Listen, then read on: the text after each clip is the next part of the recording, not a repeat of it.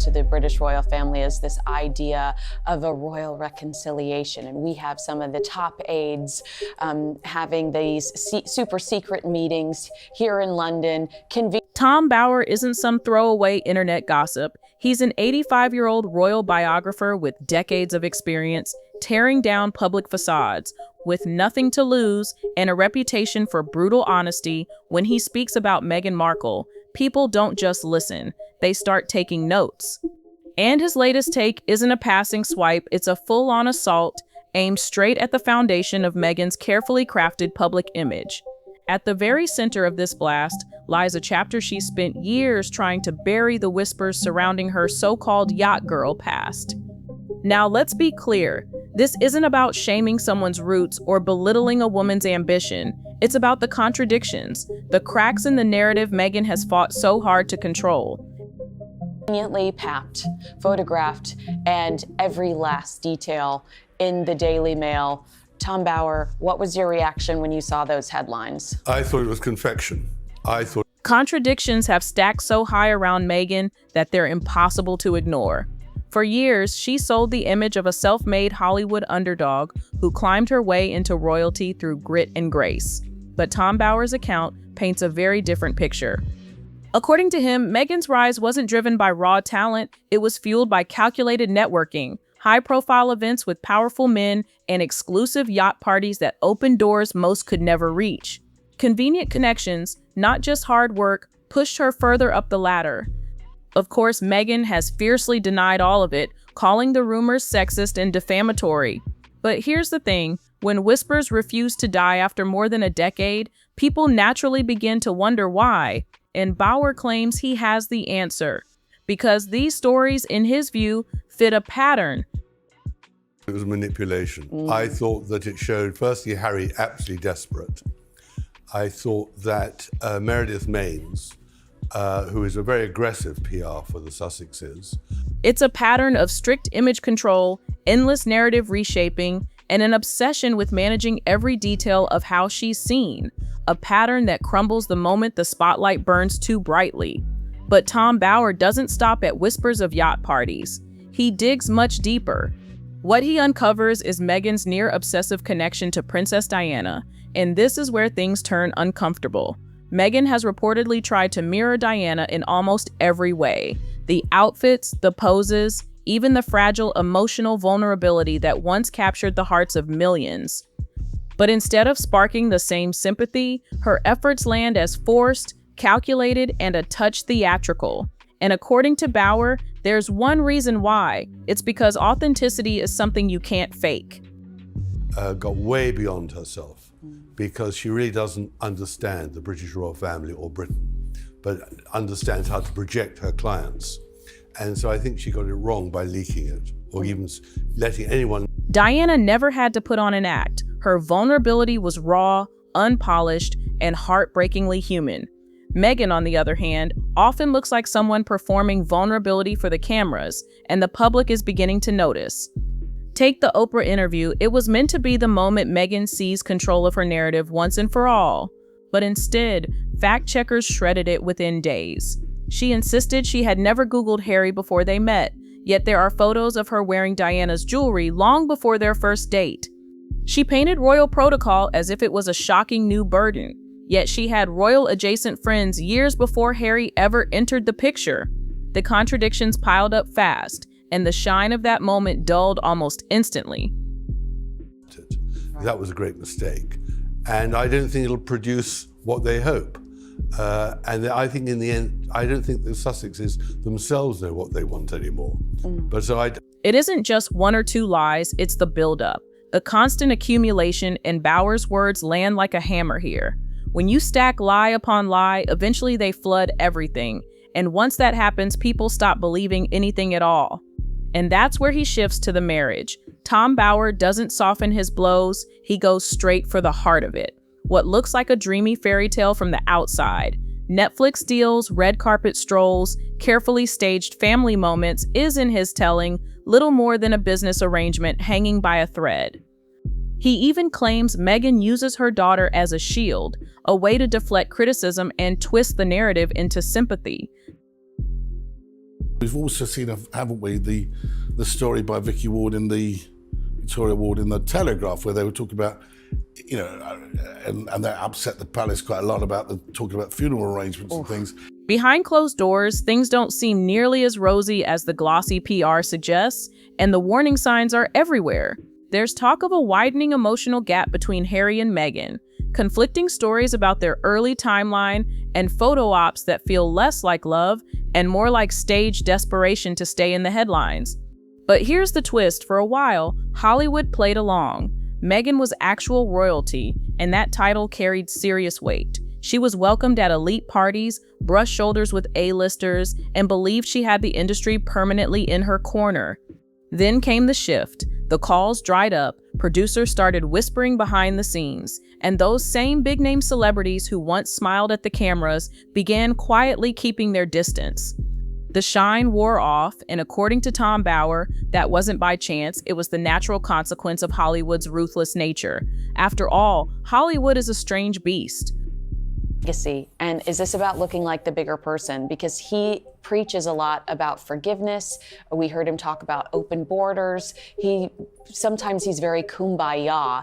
And I wonder if he's trying to put his money where his mouth is. One day you're Hollywood's favorite underdog, and the next you're the punchline at every industry dinner.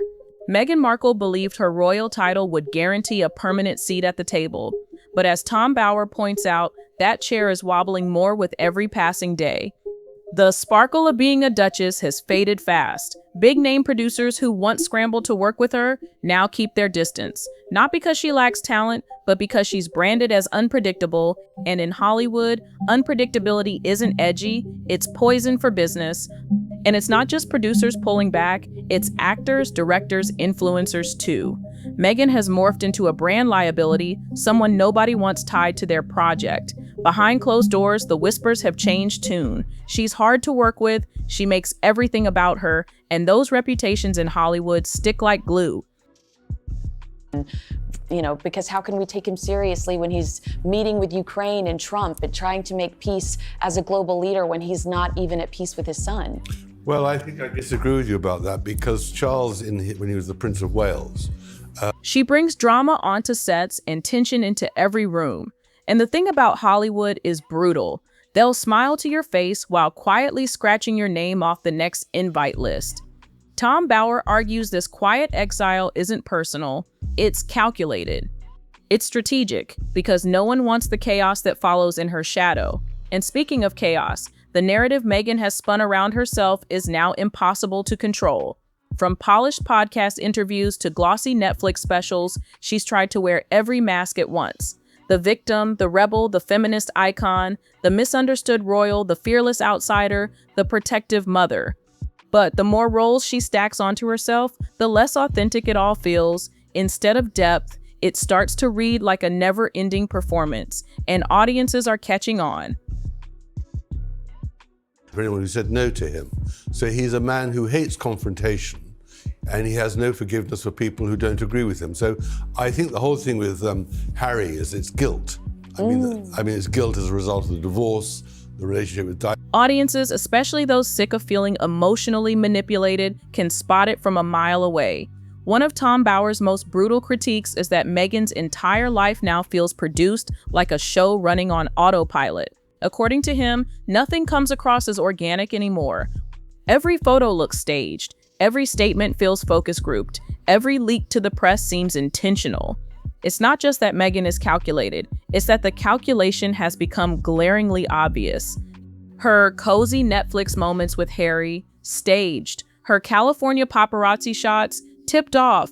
Even her attempts to look casual and relatable come off like mini productions, complete with lighting, styling, and camera-ready polish. And Bower warns this obsessive level of control isn't saving her image, it's the very thing that's tearing it down. The fact that Harry is rather dim and he didn't look after him to make sure he had a role. But more, it was neglect as well in his teenage years when he was chasing Camilla and all the rest of it. Club H. Because when you push too hard to look authentic, you end up looking fake. And that's exactly the trap Meghan has fallen into. Then comes one of the most chilling allegations, how she allegedly uses her children, According to Bauer's sources, Meghan doesn't just share motherhood, she weaponizes it, placing her kids in headlines at strategic moments to shield herself from backlash. When the criticism grows too loud, suddenly there's a glossy photo of Meghan baking with Lilibet or Harry dropping lines about bedtime stories with Archie. It's subtle, but Bauer calls it what it is: pure deflection. He insists this isn't about family, it's about framing. And that tactic leaves a sour taste in people's mouths every single time. And then looming in the background is the Diana obsession waiting to be unpacked. Yeah.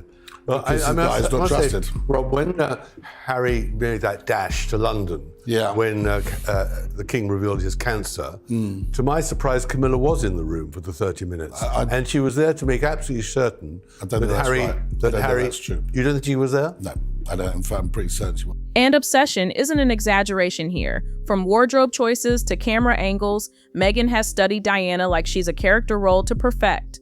But where Diana's sorrow felt raw and heartbreaking, Meghan's sadness feels packaged and curated for effect. Diana's pain broke hearts. Meghan's imitation breaks the illusion. Instead of pulling sympathy, these forced parallels make people roll their eyes. As Bauer bluntly puts it, you can't be Diana. Diana was spontaneous, unpolished, and deeply beloved. Meghan, he argues, is none of those things. The public doesn't see heartfelt tributes, they see thin copies. And the most brutal reality, Meghan has lost the benefit of the doubt. It's no longer just about questioning her stories, it's about doubting her entirely. There's going to be a draw there. And I think it's interesting because we always say, look at what he did to William and Catherine, and that is very important, and I believe it was cruel. You're suing all of these newspapers for leaking private information while publishing private texts. Now people simply assume she's lying. Every new claim is met with instant skepticism, and every contradiction just piles onto the growing heap. And once someone gains a reputation for dishonesty, even their truths start to sound fake. That's the trap Meghan has walked herself into. According to Tom Bauer, this isn't about being flawed, it's about faking perfection for too long, under too many cameras, and that's the real damage. Meghan Markle hasn't just lost control of her story, she's lost control of the one weapon that once gave her real power: public sympathy. There was a time when people cheered her on. She was the outsider stepping into one of the world's most rigid families. American, biracial, self-made, everything the monarchy was not. Back then, she symbolized change. Now that shine has slipped away. Present moment is, I don't think he feels in any way guilty. I don't think Harry feels any remorse. And I think that is the key thing in all this reconciliation. He still thinks that he's owed an apology from Charles and from William for the way they've treated not only him, but also Meghan. That contrast once made Meghan compelling. It set her apart in a way few could match. But over time, that sympathy crumbled, not because of who she truly was, but because of what she kept trying so hard to be. Tom Bauer doesn't soften it. He flat out calls it the collapse of a brand. And when you start seeing Meghan as a brand instead of a person, the cracks become glaring. Every interview, every glossy partnership, every public appearance, it all looks engineered to sell an image. Powerful yet relatable, glamorous yet grounded, royal yet rebellious. But when too many of those identities collide, people start asking the tough questions. And as the contradictions stack higher, the brand itself loses all credibility.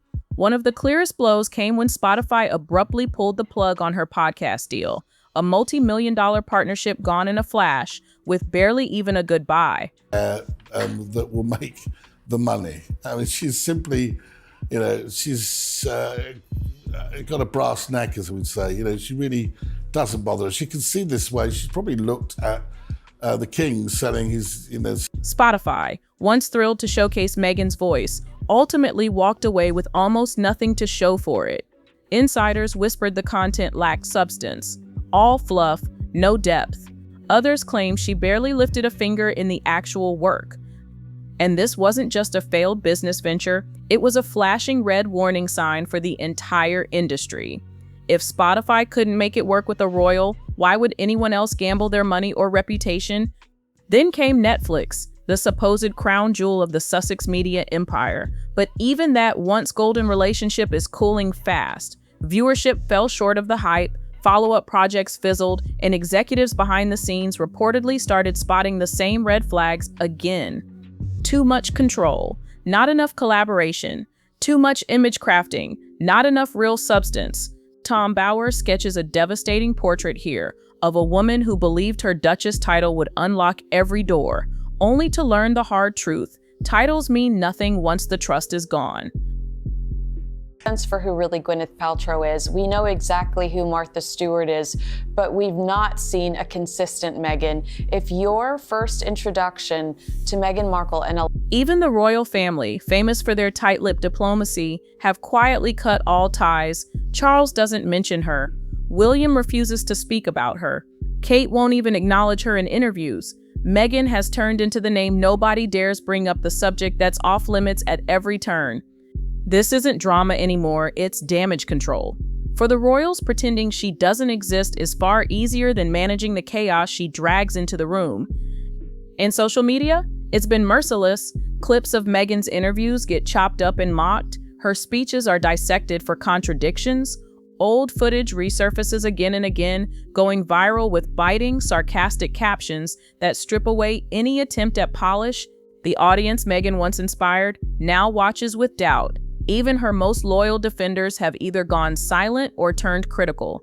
She's no longer seen as the hero or even the villain. She's become a giant question mark.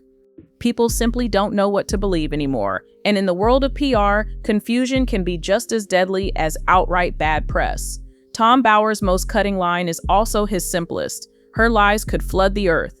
It sounds dramatic, but the message lands. When someone spins too many stories, the crowd eventually stops listening altogether. And Bower insists Meghan has hit that wall. The contradictions, the staged photo ops, the failed projects, they've all snowballed into one brutal conclusion. The brand is collapsing, and the fall is playing out in real time. Once, Meghan believed she could control the story forever, that with the perfect angle, flawless lighting, and crafted headlines, she could decide exactly how the world saw her. But the world has grown tired of angles, tired of endless PR spin. What people crave now is something real, and Meghan, despite all her efforts, just doesn't come across as real anymore. The fairy tale has ended. What remains is the fallout. And in Tom Bower's view, that fallout isn't a passing storm, it's the start of the end. Not the end of Meghan the person, but the end of Meghan the idea, the polished, carefully built, endlessly manufactured image she's tried to sell for years.